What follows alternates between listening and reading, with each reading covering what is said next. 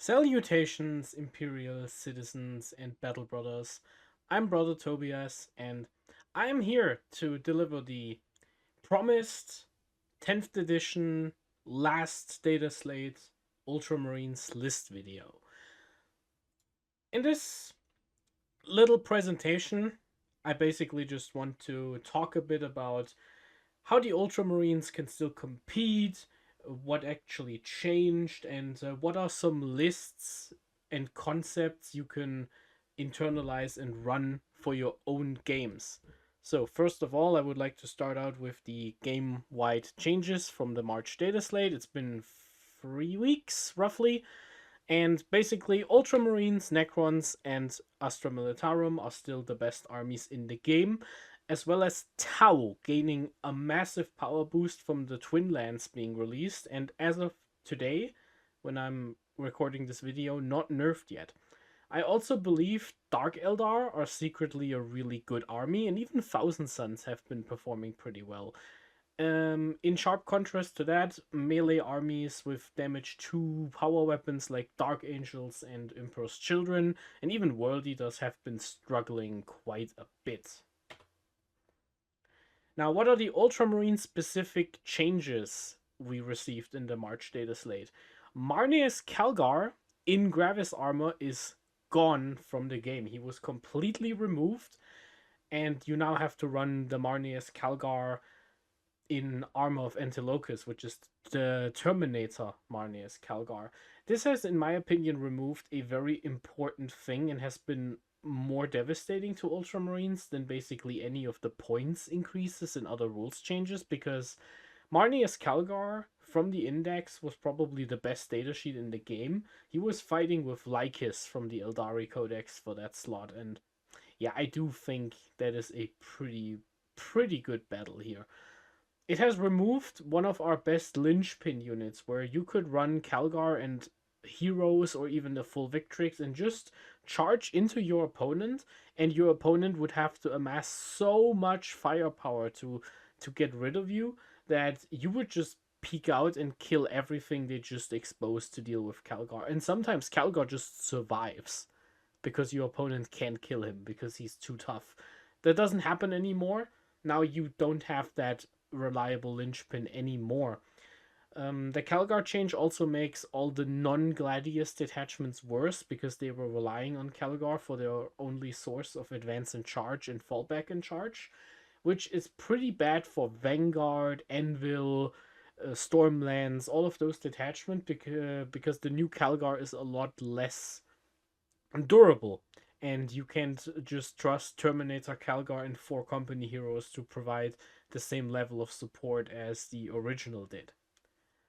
This has led to a interesting phenomenon, which is the Guilliman versus Calgar custody battle, because in my opinion, the double dad way to play Ultramarines is now non-viable. I think in order to play the new Calgar, you have to make use of the entire datasheet, which means if you pay the 140 points for the new Calgar, you can't also just say, oh, I don't need the command point. In my opinion, I think you need to use the whole datasheet, which means Calgar has to be your warlord. Other than that, a bunch of our staple units went up 10 points, or 15 points. It was the Repulsor Executioner, the Redemptor Dreadnought, and the lieutenant with combi weapon, as well as the Wardens of Ultramar. But let's be honest, the Wardens of Ultramar were way too cheap. Now the lieutenant is pretty interesting because I've seen people go down about him, and the way I reacted was this is kind of annoying, but I'm not cutting him from any of my lists, so it was probably a good thing. And I also believe the lieutenant with combi weapon had to go up by 15 instead of 5 because he is effectively an epic hero.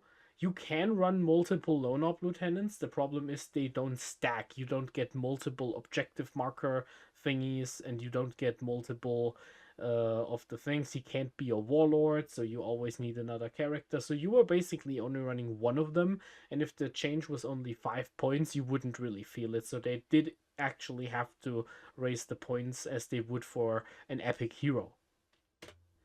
Now, what are some weaknesses the Ultramarines have? And these have been pretty true, and especially with Calgar as a linchpin removed, one of them has been a bit exacerbated. So, first of all, expensive units. Ultramarines are very expensive, and all of the units cost a lot of points. This leads to most lists having around 10 to 13 units in them, not more. For comparison, I think the usual list of like Eldar or something has like 16 units in it, or even like Guard or like Chaos Space Marines. Even Chaos Space Marines, even though they are expensive, they do have some cheap things they can throw in, which the Ultramarines usually don't have points to spare on because all the epic heroes and all the units are so expensive. So yeah, you can end up with fewer models in your list than Custodes, which is pretty interesting. Second, mortal wounds. Aside from Chief Librarian Tugurius, who is good but will probably not show up in this presentation, we don't have any defense against mortal wounds. Mortal wounds and very high AP weapons that just burn through the vehicles that don't have an invuln, which is basically all of them, is a big problem because you can fold very easily to just mortal wounds. I had one unit of Talos kill 5 Victrix guard in one shot because it's just, oh, here were a bunch of sixes with the twin linked. Dead. And that just happens sometimes. Yeah, mortal wounds, pretty rough. Getting rushed very aggressively is a weakness that is contextually important. Now, the things that have to rush you have to be good. If you miss position and you get rushed by a World Eater's Hellbrute and it just bowling balls through all of your vehicles, you are basically, it's game over. If you get rushed by a bunch of Imperial agents or guardsmen and you can't leave the deployment zone because you didn't bring that many fly units, then that is also pretty bad because you have to spend a turn or two to table your opponent, but you didn't make it onto any objectives. And if you put too many things into reserves and your opponent goes first, if they can kill what you have in play before your reserves show up, that is a big problem. So be mindful of getting rushed by aggressive armies. The last point, and this is something I just experienced and I just want to bring it up, we have one bad matchup, and it is unlikely you will actually encounter this in most tournaments, but I just want to mention this because I find it pretty interesting. Hound Pack lands, or alternatively just normal Imperial Knights spamming the small ones. Basically, a lot of small vehicles is a bad matchup for Ultramarines. These vehicles are tough enough to require you to shoot them with oath or your best possible guns. And if your opponent just decides they play 14 War Dogs, they just shove 10 of them into your face turn 1 going first. Like, here's 10 War Dogs, deal with this. You can probably kill one with oath and then a second one with oath if you have Guilliman, and then you have a bunch of, like, you get the kitchen sink together and you kill a third one, and then maybe your Guilliman and your Victrix can charge and finish off like a fourth one, but that's basically it. And 4 is pushing it. If you can kill 4, that's great. Now there's 8 left, and they will just fall into your lines and kill everything that does damage because all of their weapons are good against you. It's high AP Melta. All of the melee is damage free or better, and yeah, it's a bad time. Yeah, this is actually a bad matchup, and I hope you don't have to encounter it in the wilds. Now, what are the strengths? I only have 3 points listed here, but it is very important how big those 3 points are. Ultramarines have really strong epic heroes. All of them are viable. I mean, I really mean all of them are viable. Every single one of them is good, and they make a big difference. I don't think we have the best epic heroes in the game anymore because old Calgar is gone, but yeah, they're still really good. We have the flexible datasheet roster because we play Codex Space Marines. We can attack. We can adapt to basically any situation the metagame would throw at us. Right now, the Repulsor Executioner sees a lot of play because it's the best answer per point and mathematically against Catan, and Katana everywhere and still bully the meta. But we also just have the Vindicator as an all-purpose. This guy kills a battle tank with a bit of support, and is just overall good against things. We have infiltrators to block out deep strike armies. We have scouts to do mission play. We have reavers to lower OC and then flip objectives, which is honestly pretty good. Reavers are perfectly playable, and all of that kind of stuff. We can run so many detachments. Desolation Marines. They're not good right now in my opinion, but if you have to kill a bunch of Eldar or Dark Eldar, pretty good. Desolation Marines are amazing. And this leads into the third point, which is the obvious point and the point why Ultramarines have been holding on to the top of the meta for a bunch of iterations now, which is outrageous damage. The +1 to wound oath of moment and all of this flexibility from the Gladius slash the Blades of Ultramar detachment with the land strat and the AP and cover ignore strat, and it is really strong. It is crazy how things will just stand in front of Ultramarines and they will just disappear into back into the tray. It is crazy how much damage you can do. I said you can kill 4 Wardogs, no problem. That is not every army that can do that. Most armies would probably try to like move block the knights or to tie them up in combat, which Ultramarines can't do because we don't have that many units on the board and all of them die very efficiently into the profiles. But the fact that there can be 4 vehicles with an invuln and a decent wound count, and you're just, yeah, I can kill that, and it scales up. Big knights die almost as fast as small knights because you can just focus fire with your +1 to wound oath. Victrix Guard have really helped us with the melee aspect of this because the land strat goes so well on them, and you have access to the banner, which breaks the math wide open with the +1 strength. Yeah, and this is why Ultramarines are still good. Now, we're going into some datasheet comparisons and a bit of my opinion pieces on this. So I mentioned the double dat situation, which is now Robute Guilliman versus Mernius Calgar. In my opinion, this boils down into 4 different points. The first one being consistent flow of command points versus higher potential flow of command points. So, if you have Marnius Calgar, you get 1 command point every turn just for free while he's alive, which is pretty consistent to do if you can keep him safe. Versus the higher potential flow of CP, because Guilliman gives you 1 free stratagem per turn within 12, which is harder to set up because it's not the entire table, but you can also gain command points from discarding tactical mission cards, which in turn means you technically have more command points than Calgar. But on the other hand, Calgar can also redraw cards very aggressively. You can ditch and draw a card very aggressively, where if you find yourself in a matchup where damage isn't as important as grinding your opponent out, you can cycle cards very proactively without much downside. And that is great for Calgar. You can also play fixed secondaries a bit more recklessly because you don't have to stop your command point flow.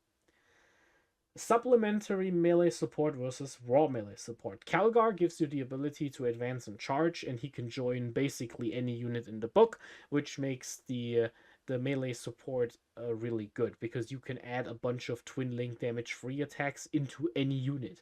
Eradicators with Calgar will be a credible melee unit because Calgar himself will just punch a unit to death. That didn't change. Even now the bodyguards have gone. Victrix with Calgar are still terrifying. You don't want to get charged by that. But it is still just one model in one space, and it's advanced in charge, which is good, and it makes the melee unit better. But I think solo Calgar by himself, while credible, is wasted potential. Where Robute Guilliman is just raw power because 7 attacks at 14 minus 4 with lethal hits is insane, and the 14 attacks death wound sweep is also nuts. Guilliman can just walk into something and come out on the other side. It is really crazy.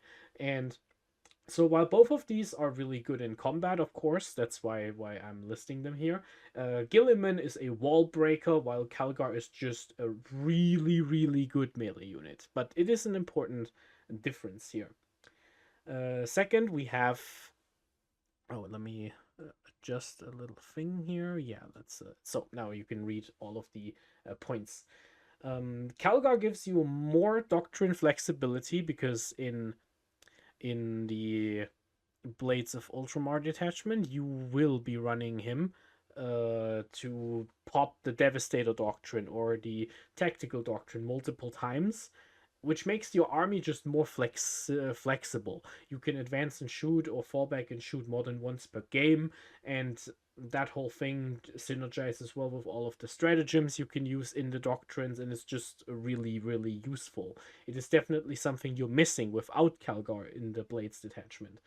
On the flip side, Guilliman gives you really, really important OC plays with his third aura, which is very underutilized in my opinion. Rerolling Battle Shocks is really good against debuff armies like Nurgle Demons, Chaos Knights, Tyranids, armies which should be lower than you on like the power skew of the game, but will give you a run for your money sometimes just because you roll bad on your Battle Shocks. And Guilliman can just shut that down every time, especially with the +1 OC. Tyranids can never Battle Shock you off of an objective while that aura is active. On the end, the +1 OC is really good to flip objectives. Your opponent can never try to contest your objectives away while Guilliman is in range, because you can just flip it and get it back. And if your opponent takes it from you, you now have access to something like Storm Hostile Objective, which is something. And yeah, it's just really good. It also means you just have more expression of your model positioning, because sometimes your opponent puts like 5 OC on an objective because they think you can't take that, and you just activate +1 OC, walk a Redemptor on it, and that's 5 OC already. And then you just need one more guy, or you just run 2 Victrix on it, and that's 6, and that would work. Wardens, for example. And lastly, basically how I would break it down. Ultramarine lists by nature are very all-rounder-ish in nature, so you have a bunch of shooting with some supplementary melee. In my opinion, the Calgar builds are a bit more skewy towards melee in comparison to the Guilliman builds. The Guilliman builds are mostly used for guns because all of the guns have an easier time to access the double oath than all of the melee would do. So, for example, if you don't run Guilliman and you run Calgar, you have more points to invest. But without the second oath, you need to invest into units that don't need oath to do something, like the Ballistus Dreadnought, which has hit rerolls, or the Victrix Guard, which hits on 2s in melee. So you probably run 2 units of Victrix Guard in a Calgar list, which makes it a bit more melee focused, at least in comparison to what the Guilliman list would do. Where the Guilliman list probably runs like 1 unit of Victrix as a counter punch unit, because you don't really want to commit Guilliman too early, especially not for something that's not worth trading him for. And your opponent is very careful not to engage Guilliman unless it's safe to attack him in 2 phases to play around the revive. So yeah, so in my opinion, while both of these are all-rounders, I think the Calgar lists are a bit better into with melee units or units that have oath agnosticism, and Guilliman is better just for gun lines, just if you want to hose your opponent down in dice. Next, we have the Uriel or Sicarius discussion. The short answer is you run Titus in Calgar and you run Sicarius in Guilliman. Let's explain the 2 differences here. Uriel Ventris, both of these characters are secretly command point characters. Uriel Ventris takes command points away from your opponent thanks to the Vect Aura, and gives you a deep strike, which means you can reserve something without losing tempo as much, because you can come down in deployment zones on turn 2 and stuff. Where Captain Sicarius gives you free heroics, which is like, it might come up once per event, but he also gives you a free reactive move you can use in addition to your reactive move stratagem, and you can use it out of phase if your opponent has a fire in fate or their own reactive move, and you advance after them, and then you can reactive move again, and you can make some pretty big plays off of that fire in fate too. So both of these are CP characters, where I think Titus plays well with Calgar because Calgar probably wants to run 2 units of Victrix guard, and Uriel can deep strike a Victrix unit. Whereas Sicarius probably wants to be with Guilliman because Guilliman can't generate extra command points, so having the ability to use a reactive move for free on a unit without paying for it and without using your free strat is really good. The next notable difference, in exchange for not giving you the deep strike synergy, Captain Sicarius is really good in combat. You wouldn't believe it, but he is great in combat. While Uriel's sword is slightly better in my opinion with the sustained into strength 6, which is a good number, Sicarius can just have precision on for free, which is also just saving you command points because you don't have to spend for epic challenge. You just have precision if you needed to on your damage 2 profile. And you also have a damage 3 profile with death wounds, which, yeah, it's only 4 attacks, but if you activate the banner, suddenly that's 5. If you actually do spend oath, you probably won't miss, and that is just pretty decent. And that profile also has strength 6, if I'm not completely mistaken. So Sicarius can chunk into combat. He's also pretty good in the mirror, because every unsaved damage from him is just a dead Victrix model if you end up in a Victrix versus Victrix slap fight here. How many Victrix Honor Guard to run? Now, the most prolific Ultramarine units since their release and since their 3 consecutive nerfs and changes, Victrix Guard have settled to be one of the staple units for Ultramarines, even though they are no longer just completely overpowered. So, what is my opinion on this? Conventionally, as I already explained, I think a Guilliman list wants to run a unit of 6, and a Calgar list wants to run a unit of wants to run 2 units of 6.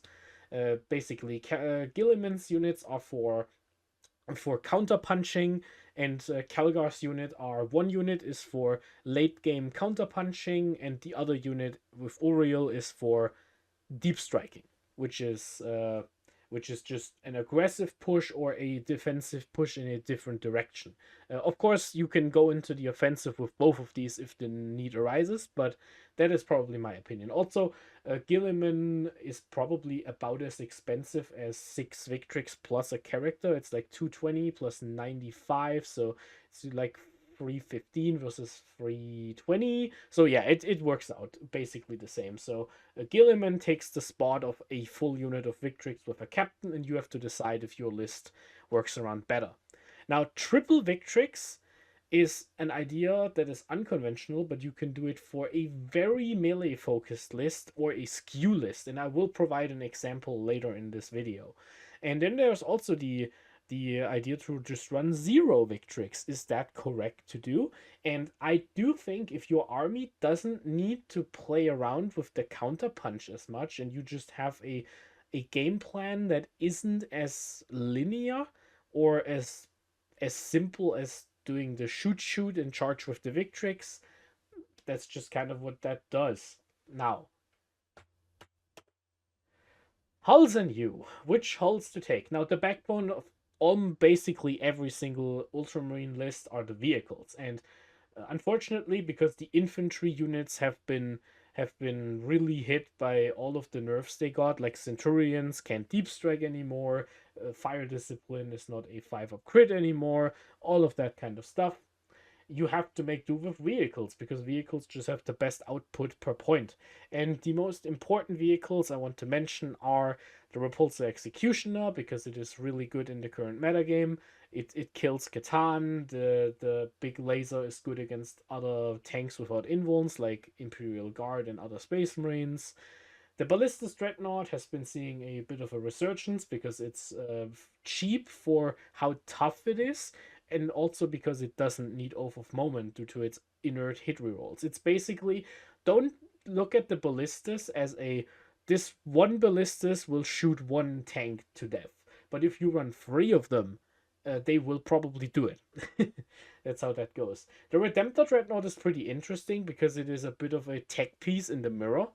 The Redemptor is really good against other melee armies with damage 2. So against Blood Angels or Emperor's Children, the Redemptor Dreadnought is a nightmare for them to get through because of the -1 damage and the 2-up save. And in the mirror against other Ultramarines, the Redemptor is really good at killing Victrix Guard.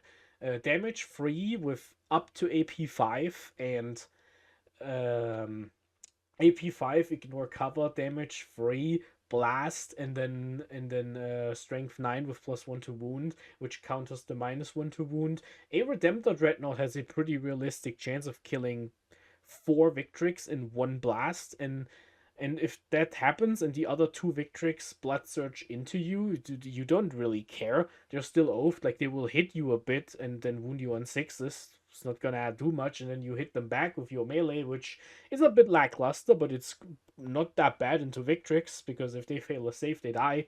So yeah, the Redemptor is pretty good in the mirror, actually. The Stormspeeder Hammer Strike has been seeing a lot of play, and that's because the Stormspeeder Hammer Strike is really good. If it hits something, it strips cover, which is excellent, and it has a bunch of multi-damage shots. It can deep strike, it's really fast. The Hammer Strike is really good on its own as a bully unit. You can just bully a bunch of smaller units, like 8-bound, around the board by just flying up and shooting at them, and you probably kill them because you just have so many shots with multi damage and strength enough to wound them on freeze without oaths. And if you just sideways drive by one of the grenade launchers into the target you want to take cover away from, that massively buffs your ballistas and your redemptors. The Vindicator is still showing up because the Vindicator is still a perfectly serviceable tank. The Vindicator is really good. The only reason why the Vindicator has been falling in usage and on my tier list is because the Vindicator is pretty bad against Catan specifically. Against Catan, it's just very unreliable to do any damage here. And then there's a quick shout out to the Stormraven gunship, because the Stormraven gunship in one detachment in the Stormlance is still excellent. It is still the linchpin of that detachment, and you will build your entire army around having access to ride hard, ride fast, and the Stormraven combo, and do some stuff with that.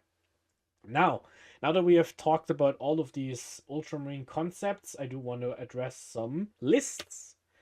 First, I have a Marneus Calgar Blades of Ultramar list. This is a very standard list. You could probably copy this and go to a major, and it's not very original, but this is just how something would work. We have Marneus Calgar in Armor of Antilochus as the Warlord. We have Uriel Ventris. We have the Wardens of Ultramar as your durable unit you push into the center, and your opponent has to react to it, and they probably have to expose something that does more damage than that costs more points than the wardens are worth, and they might still fail to kill it with -1 to wound or reactive move and stuff. You have the lieutenant with combi weapon carrying the armor of Antoninus, just because there were points left over. 2 units of Victrix. One of them usually goes into Deep Strike with Uriel Ventris. Funny trick, you can give Deep Strike to 1 unit of Victrix, and then you can redeploy it into reserve. So you don't present yourself as fragile on board, but if your opponent deploys in a careful way to not overexpose their own deployment zone, you can just redeploy them back into reserves and get a little bit gamey here. 5 intercessors because they sticky objectives. Now, 2 units of incursors. In this list, the incursors are pretty important because you don't have double oath. So you want to make sure all of your ranged units have that +1 to hit to still be accurate in shooting. You have a Stormspeeder Hammer Strike to strip cover, which the Ballistas Dreadnoughts, which are here, 2 of them, really want, because Ballistas Dreadnoughts really appreciate not having their AP2 missile bounce off of a free up save and cover on a 4.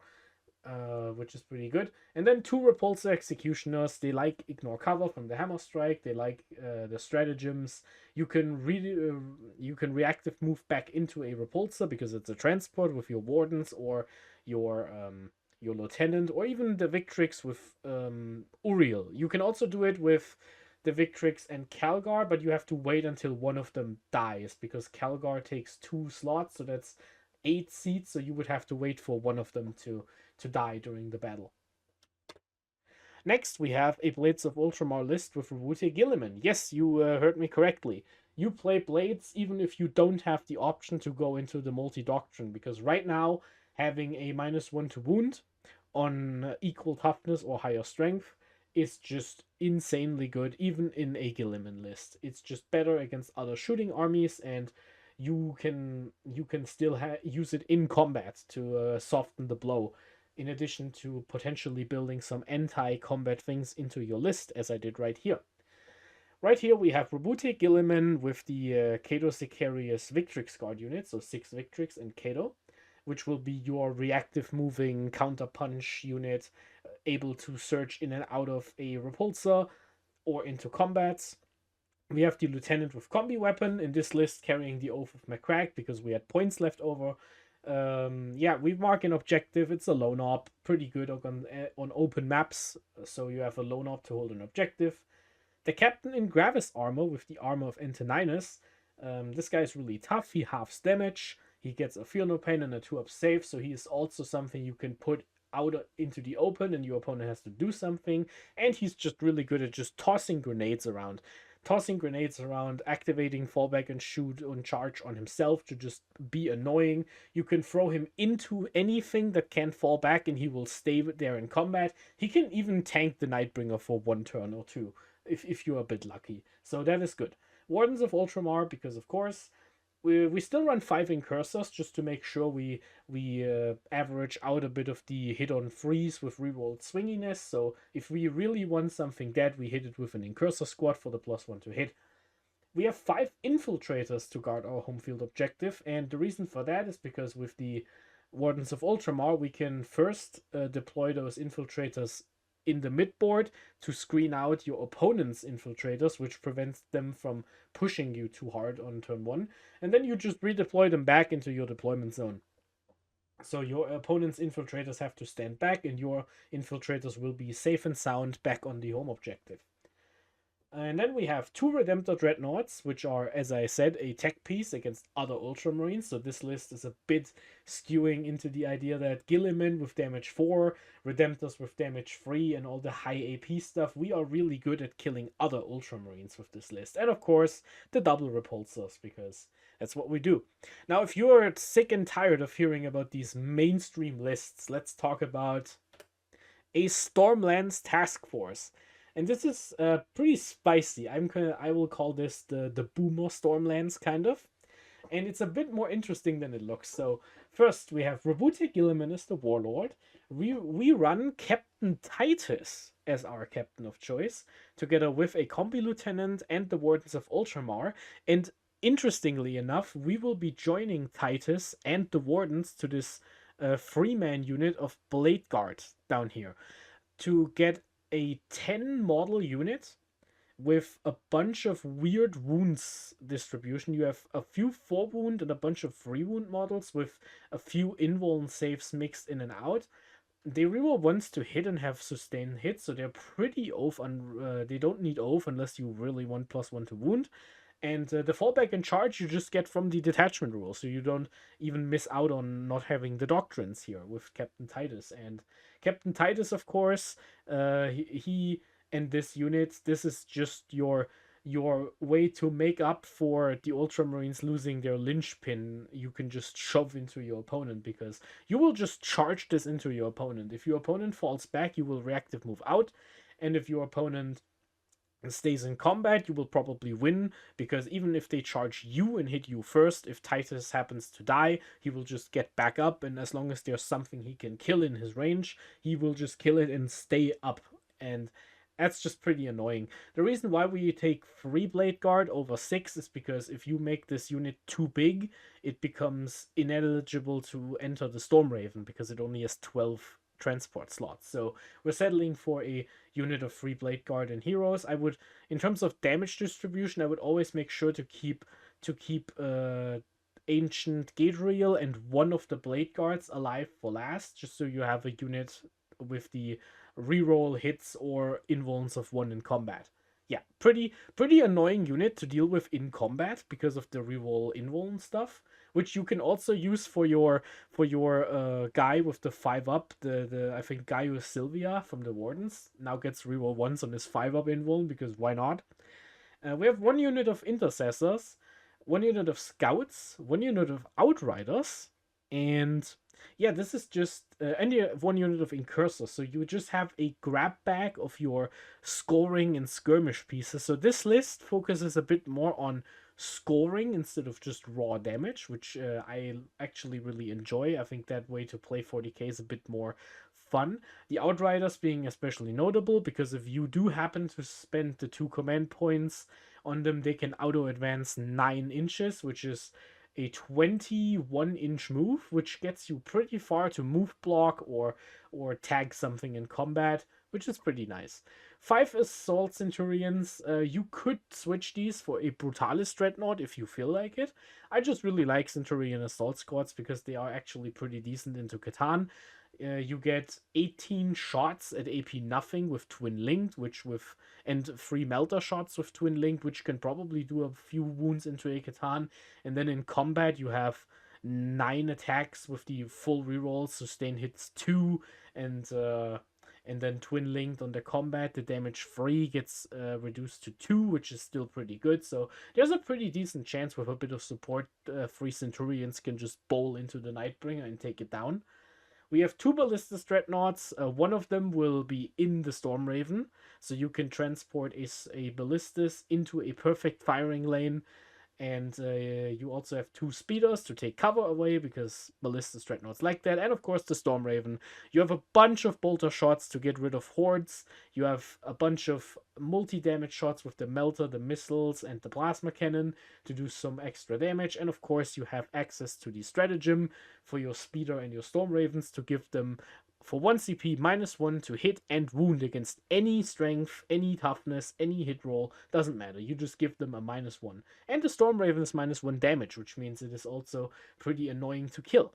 Thanks to all of that. So yeah, this is very close to the OG Stormlance, innovated by Mr. John Lennon, and my big ol' Assault Centurions, which I dearly love. Again, you can run a Brutalis Dreadnought instead. This list has 10 points left open, and if you want to, tell me about it. 4. This is the pure opposite of something fun. This is just the Ironstorm Spearhead. Now, here we have a Guilliman list again.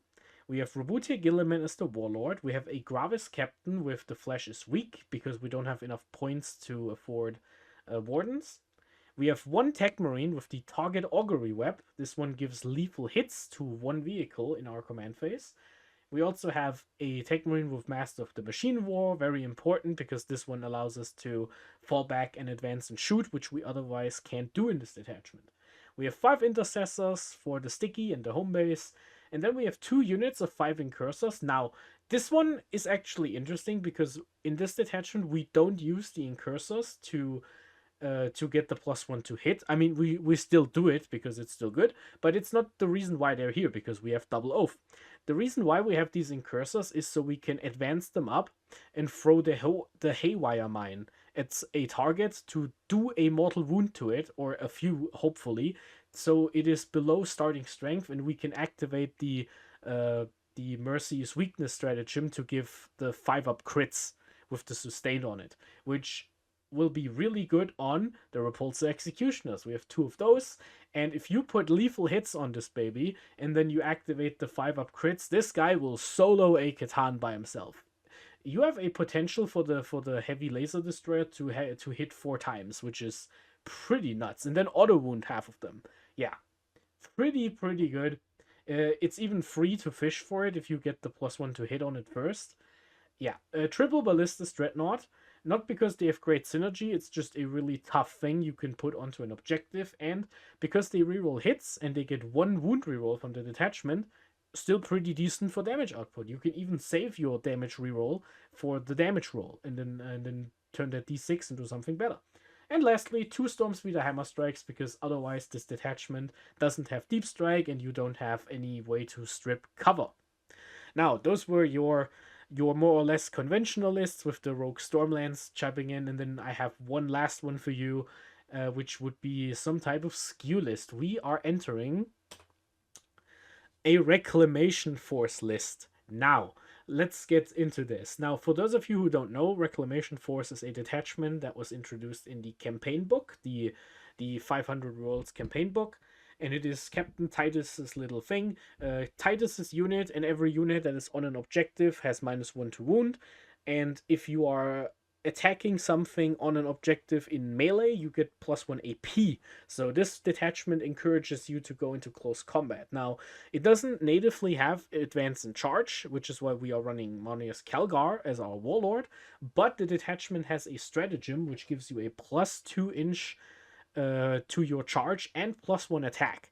So out of deep strike, you can charge 7 inches, and your normal thing, basically you have an advance in charge if you assume you always roll 2 inches on it, which makes it predictable with the little with the rolls and your pre-measuring. But if your opponent has to play around it, maybe you can surprise them a bit with your rapid ingressing or your transports.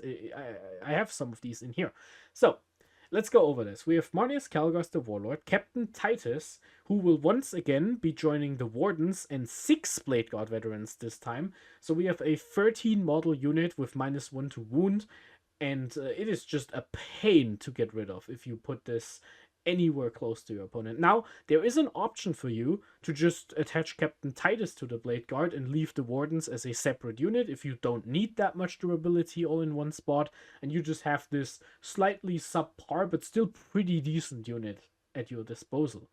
You also have a lieutenant with a combi weapon, and you have a captain with a jump pack holding the Liberatum enhancement. Now, what does this little enhancement do? It gives the bearer full rerolls to hit and wound on an objective. Now, this captain is pretty interesting. I'm running him with Thunderhammer and Storm Shield, so he gets the 6 wounds and the Thunderhammer with death wounds. He only hits on freeze, but the way you use this guy, if you can rapid ingress him for free because he's a captain. So you can rapid ingress for free, and when it flips over to your turn, you can charge your opponent on your opponent's home objective, because screening 140mm base on like turn 3 is actually pretty difficult to do unless your opponent has way too many units. And this guy with full rerolls to hit and access to using the +1 attack and +2 to charge strat for free, you can take, I think it was like a 56% chance to kill 5 intercessors just in one go, because you reroll hits, you reroll wounds, you go up to AP free because it's on an objective, and you also get the full rerolls, so you have a higher likelihood to do some devastating wounds. If you have extra CP, you can even throw a grenade first, because why not? And so this guy is the objective taker, not 9,000, but like 50-50. And even if you don't kill your opponent, let's say your opponent is holding his home objective with 5 scouts, you charge in and you only kill 4 of them. So your opponent still has 1 scout. As soon as it flips over to the next command phase, you will just spend 1 command point, or for free if you didn't need to use it, to give your captain +1 OC and just steal that objective away from your opponent. Yeah, this guy is pretty funny. He's only 100 points. You can even do something like, if your opponent didn't point every gun in their army at an objective marker out in the open, you can rapid ingress onto the objective marker. You have a 4-up invuln, 6 wounds, -1 to wound. Still pretty tough to take you down. You have 1 more. You can CP reroll an invuln maybe if you have to. And if you can manage to steal primary off of that 1 time and then fly off and just harass a unit, pretty decent actually. Yeah, so this captain is a bit of a sneaky tech piece, but I really like him. We have 5 intercessors for the home objective. We have 5 incursors to help with the lack of double oath. We have 2 gladiator lancers, because the problem with the repulsor in this detachment is the -1 to wound is only against higher strength. So everything strength 12 that would shoot a repulsor on an objective wouldn't get the -1 to wound. So I'm trying to focus on vehicles that are -1 to woundable, so toughness 10 tanks, because they are easier to set up with the rule, and also something with higher movement. A Redemptor or Ballistus Dreadnought with movement 8, no advance and shoot in this detachment, has a hard time getting onto an objective and still being able to shoot, while the Lancer at least moves 10 inches, so maybe you can set up something. And if you can't, the Lancer can stay further away to do some supportive fire. We have 2 impulsors for our for our Victrix Honor Guard, which some of you probably already noticed. We have one unit, which will be the unit with the banner and the champion, going with Marnius Calgar. This will be your staging ruin, counterpunch, or late game unit. Keep in mind, Marnius Calgar with +2 to charge and advance and charge can go pretty fast. And what about the other two units of Victrix? We are actually running two units of Victrix without leaders in this detachment. Why? Because for 220 points, you lose out on your -1 to wound, but you don't need that in this detachment because you have an OC2 unit which will be controlling an objective for the -1 to wound effect from the detachment. And if you just put these guys into a transport, it's like a 300 point package your opponent doesn't really want to mess around with, because yeah, you don't have advance in charge, but you still have an impulsor, so you get 3 inches of extra distance by disembarking. You can get 2 extra inches, and suddenly it's like 11 inches of movement your opponent has to respect. So if you set them up pretty well, and you still have the ability to just advance, get out, be on an objective, and if your opponent shoots you, you can blood surge right into them. It's just something you can do. Now, this detachment is a bit of a rogue pick here. I think this list struggles into the Catan meta a little bit, but I did want to share an idea for a Reclamation Force list, because should Catan ever get an emergency nerf and none of the things in this detachment, I would be really, really intrigued in actually taking this to a big tournament, because this looks like so much fun to play. Now, with that said, Battle Brothers, it's been a hot minute of talking Ultramarines with you. What are your list ideas? What have you seen? Have you seen the 10 Assault Terminators with Calgar cleaning up a Super Major? Please tell me about it in the comments, and share your own lists. I'll be delighted to read about them. For courage and honor, we march for McCrag.